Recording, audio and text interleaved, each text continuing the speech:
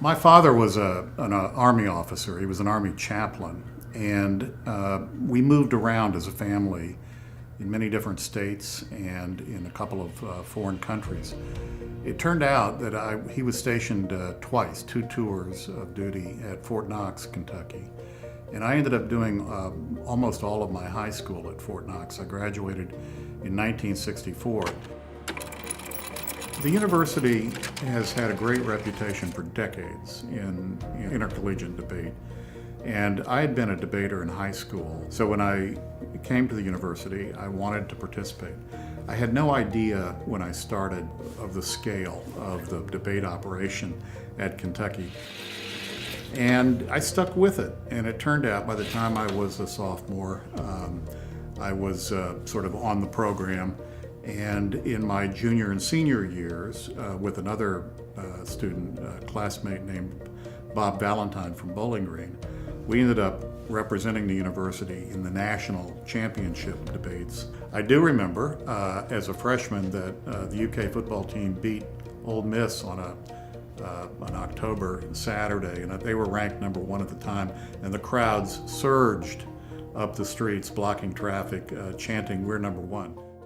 I was a faithful at Memorial Coliseum watching basketball, so that's part of my memories. And for anybody who goes to UK and gets injected with the blue blood that flows through your veins for that, it's a memory you have. The other thing that's a distinct memory, in the fall of 1964, the political science department had a few stars. One of them was Frank Reeves, who was advocating for a new Kentucky Constitution while I was there. And he was considered a star. You had to sign up for his class, and I think in some cases there were waiting lists to get into his class, but he was an excellent professor. Bradley Cannon was a professor in the political science department, and I had 2 or 3 classes with him, and I went to him for a recommendation, which he generously gave me when I was applying to law schools, including Harvard. I have a fond regard for the faculty at UK. I feel the education that I received was on equal with anything that I could have gotten anywhere else. 1968 was a year in which we were living in history, and it felt like it. It started early in the year in 68, it continued for the whole year, and it continued for me between 2 campuses. I'll give you an example of an incident that brought the world to us in Lexington.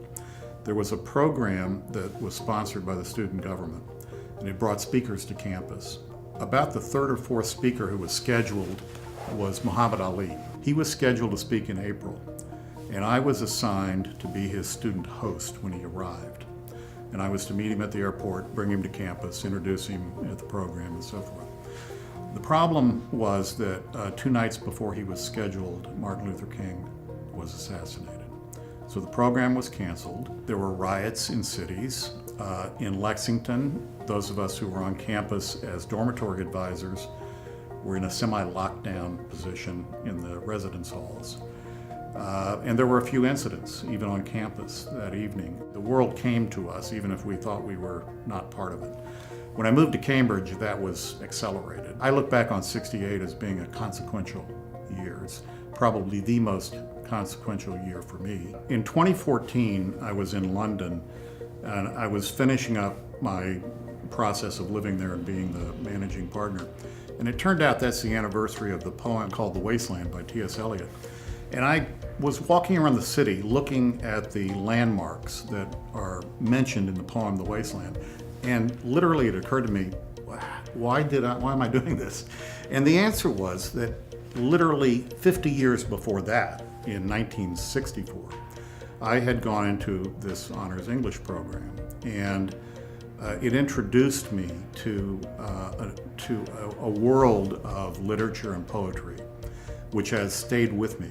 So I guess I could say that the proudest I am of my life is the ability to achieve some balance, and that is family and work and community.